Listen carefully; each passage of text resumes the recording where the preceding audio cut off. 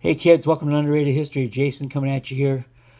What if I told you that one of the most critically acclaimed hip hop acts of the late 80s and early 90s actually had two white guys and one black guy in it?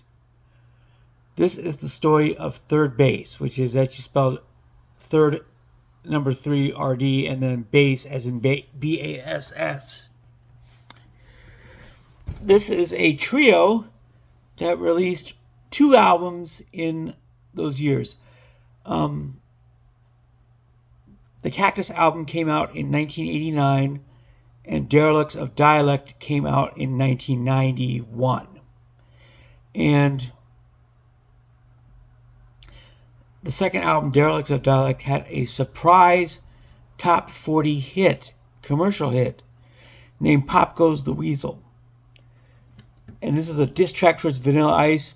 And the reason why this song went so high is because everybody in the rap community couldn't stand this guy, because Vanilla Ice, as you probably would suspect, was seen by most of us, including yours truly, as a rap poser. And this song just went. If this video had been come out closer to the present day, it would have went viral. But of course, in 1991, YouTube didn't exist. So, nonetheless, it was a shocking run for that group to number 29 on the Billboard Top 100 with that song. Now, the 3 members of Third Bass are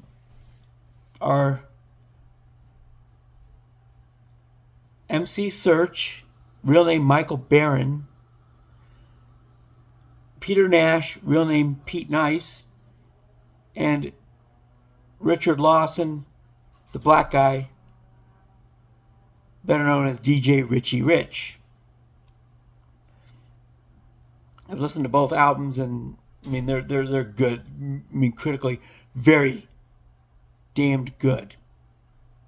And they helped shape the R&B scene and rap scene in the late 90s, late 80s and early 90s. And Pop Goes the Weasel is known for having, in its video for that particular song, playing the role of Vanilla Ice.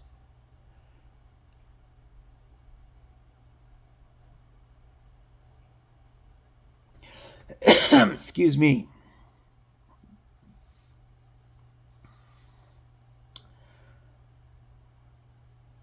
The Rollins Band lead,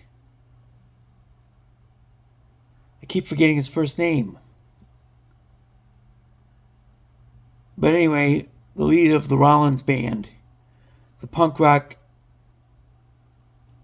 group that was also preeminent in this age, played the role of Vanilla Ice. And then also in their video for the Gas Face, which came from that first album, the Cactus album, that video featured Gilbert Gottfried. And the Gas Face was a very classic, 3 average guys coming together to make a single.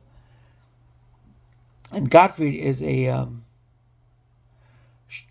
shown as a slick album producer at the time. And the coolest thing I think about this particular song is all the people who they give the gas face to, which is their version of a visual slam. Woo! And one of the people who I saw them give the gas face to was Peter W. Botha, who is, oh, by the way, Henry Rollins. That's the guy who is the Vanilla Ice in the Pop Goes the Weasel video. But going back to the gas face real quick, Peter W. Botha gets to the gas face. For those who don't know their history, Peter W. Botha was the last apartheid leader of South Africa. The last man in that office who would defend minority white rule over a majority black population. Which, if you know my history, I thought that was pretty dang awesome. So Peter and Opie, you both against the gas face. Now, these guys broke up in 1994. They had short-lived reunions shortly thereafter. But the Cactus album and Derelicts of Dialect remain their only two albums to date. And Rolling Stone has labeled both of those albums as in their top 10 of albums primarily made by white rappers in history. I can't argue that. But these three men met together. Obviously, they were each doing their own thing. They came together in the late 80s, about 1988. That's when they just started writing tracks together, just kind of naturally fit. They started writing their tracks, and that's how you wind up with the Cactus album. Everything from that short period between 1988 and late 1989. It was released in the last month of 1989. And songs like Brooklyn Queens, which sampled Best of My Love by Diana Ross. That track still gets in the back of my head. Step Into the AM is another classic one. And Pop Goes the Weasel primarily samples Sledgehammer by Peter Gabriel. And they use sample tracks from very, very well-known artists despite not being very well-known themselves. Third Base was never really spoken about, although within the rap community itself they were highly respected. But they didn't come to public knowledge really until Pop Goes the Weasel. And of course that song was just, if you pull up the video sometime and you'll just see it's just hilarious. The teacher winds up looking like a really bad version of Mrs. Doubtfire. And then Rollins as Vanilla Ice comes up in the background, starts dancing, and the chorus line of that song still resonates with me to this date.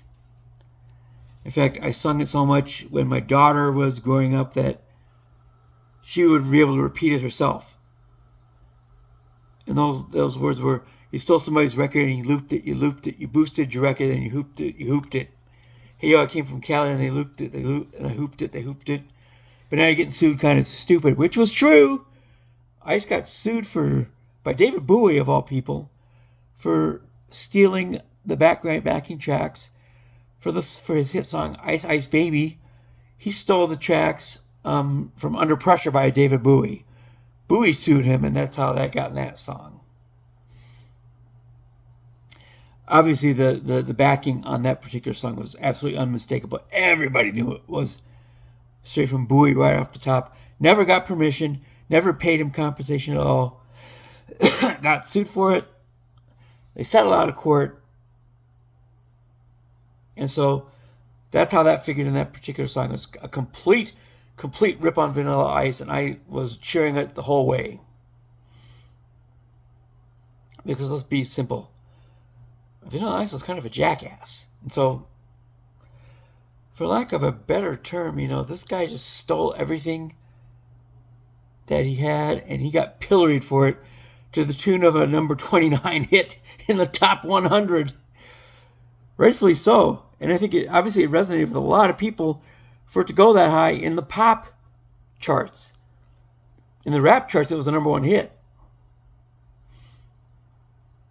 And also the entire album itself, Derelicts of Dialect, was also a number one album in the rap top 10 albums in Billboard. So now, if you're wondering what happened to these guys after the group broke up, Pete Nice, or Peter Nash, he took a very interesting path. It was completely separate from music entirely. And Peter Nash is now the preeminent baseball historian of the Negro Leagues. And he has been working on basically building a Negro League Hall of Fame since that point.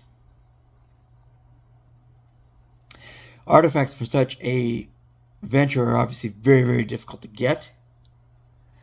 And some of them have been also inducted in the main Baseball Hall of Fame itself. People such as Satchel Paige got inducted into the actual traditional Baseball Hall of Fame. And I don't know if Josh Gibson is inducted, but those two I'm thinking of are actually already in the primary Hall of Fame. So any inertia for a Negro Baseball Hall of Fame may have petered out in the interim, but that was Peter Nash, a.k.a. Pete Nice of third base.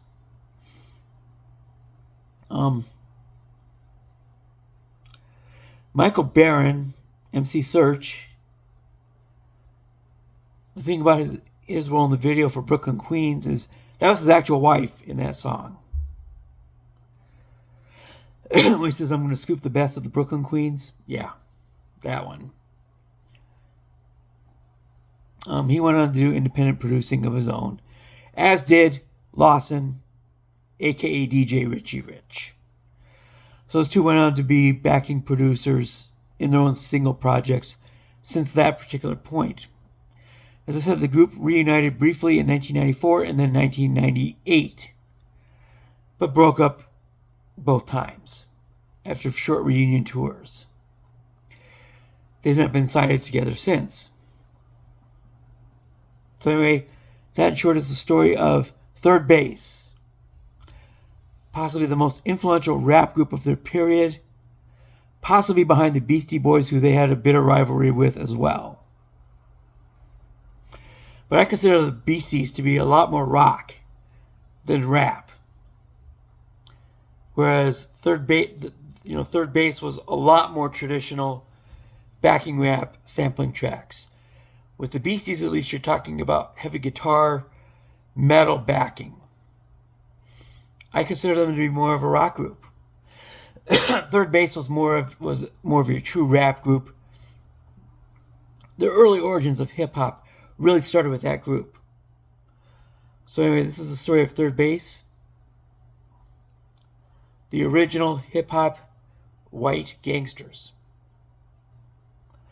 Critically acclaimed to this day. Highly, highly respected within that community. And a truly untold story. But pull up Pop Goes the Weasel sometime and watch that video. You'll be laughing on the floor. Because it was great. Resonated tremendously. Turned Derelicts of Dialect into a massive smash hit, and the single itself into a top 30 hit. So anyway, this is Jason with Underrated History. You're going to love tomorrow. I'm going to go back to Nazi Germany. So keep an eye out for that one. And I will see you then. Peace out, homies.